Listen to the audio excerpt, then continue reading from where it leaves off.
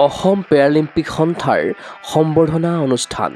বিশ্ব পেৰা athletics গেমপিক্সত ৰূপজয়ী আবাবিলক সম্ভাষণ। খেলো India পেৰা গেমছৰ বাবে অসম দলক প্ৰেৰণ।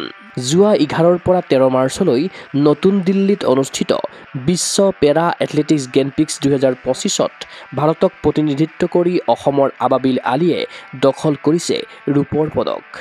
T44 পুৰুষৰ 100 মিটাৰত খেলি আবাবিলে লাভ কৰে এই সফলতা। বিশ্ব পেৰা এথলেটিক গেমপিক্সলৈ বাছনি লাভ কৰা আৰু পদক জয় কৰা প্ৰথমগৰাকী অসমৰ পেৰা খেলুৱৈ ৰূপে পৰিগণিত হ'ল আবাবিল।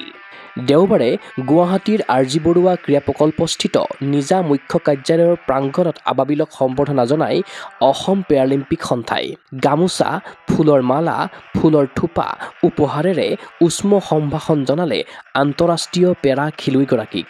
এয়া অসমৰ বাবে ঐতিহাসিক পদক বুলি উল্লেখ কৰিলে অসম পেৰালিম্পিক সন্থাৰ সম্পাদক ৰাজীৱ দে। এইটো আমাৰ অসমৰ কাৰণে সঁচাকৈ বহুত গৌৰৱৰ মুহূৰ্ত, কিয়কি ৱৰ্ল্ড পেৰা এথলেটিক্সৰ গ্ৰ প্ৰিত মেডেল পোৱা ইজ নট ইজি। আৰু এইটো আমাৰ অসমৰ কাৰণে ঐতিহাসিক মেডেল, বিকজ প্ৰথম মেডেল আবাবিলে পাবলৈ সক্ষম হৈছে গ্ৰ প্ৰিক।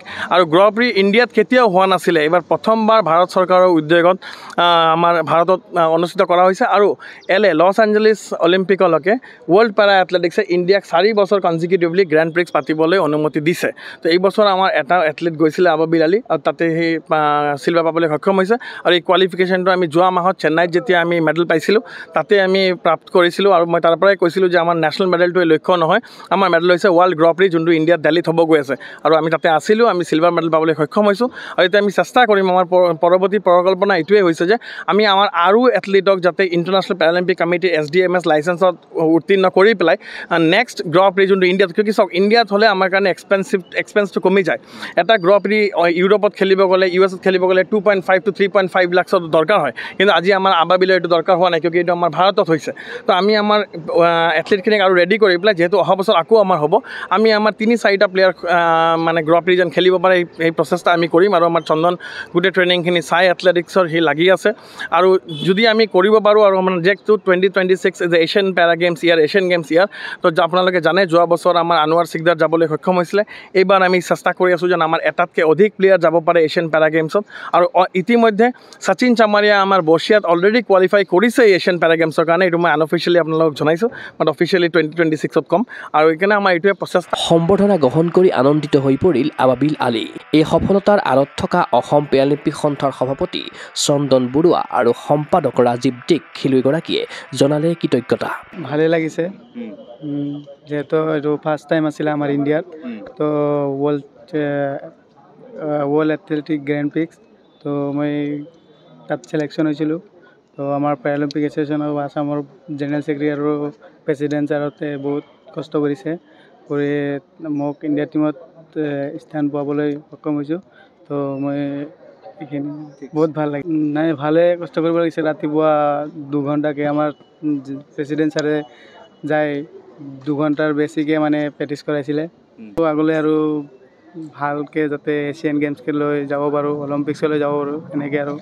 ইফালে অহা 20ৰ পৰা 27 মাৰ্চলৈ নতুন দিল্লীত অনুষ্ঠিত হ'ব দ্বিতীয় খেলো ইণ্ডিয়া পেৰা গেমছ 2025।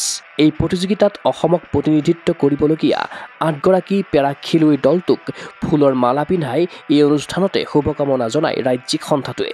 অসম দলৰ খেলুৱৈসকল হ'ল ক্ৰমে আবাবিল আলী, হুকেশ্বৰ ডেকা, অমৰজ্যোতি গগৈ, ধুনু টাও, আৰ্চাদ উদ্দিন বৰভূঞা, দীপ্তি ফুকন, জুৰি ডেকা আৰু চিৰঞ্জিতা ভৰালী। আগত খেলো ইণ্ডিয়া পেৰা এথলেটিক্সৰ কাৰণে নাছিলে, 2023ৰ পৰা আৰম্ভ হৈছে। এইটো দ্বিতীয় নম্বৰবাৰ আমি টীম প্ৰেৰণ কৰিছোঁ। যোৱা বছৰ আমি টীম প্ৰেৰণ কৰিছিলোঁ 5জন, এইবাৰ আমাৰ টীম হৈছে 15জন। চ' আমি চাওঁ কিমান মেডেল আমি পাব পাৰোঁ। বাট ডেফিনেটলি আবাবিল যেতিয়া টীমত আছে, কিবাটো এটা আমি আশা কৰিব পাৰোঁ। চিৰঞ্জিতা আমাৰ টীমত আছে, চ' সেইখিনিয়ে আমাৰ চেষ্টা। আৰু দ্বিতীয় খেলো ইণ্ডিয়া পেৰা গেমছ 2025ত পদক জয়ীৰ বাবে 10,000কৈ ঘোষণা কৰিছে অসম পেৰালিম্পিক সন্থাই।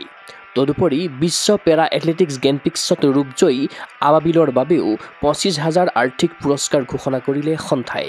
চাওক, যোৱাবাৰ চবেই সুধিছিলে আপোনালোকে যে আপোনালোকে প্লেয়াৰক কিবা ধনৰাশি দিব নাই। আমি খেলো ইণ্ডিয়াত যোৱাবাৰ মেডেল পোৱাক 5,000কৈ দিছিলোঁ।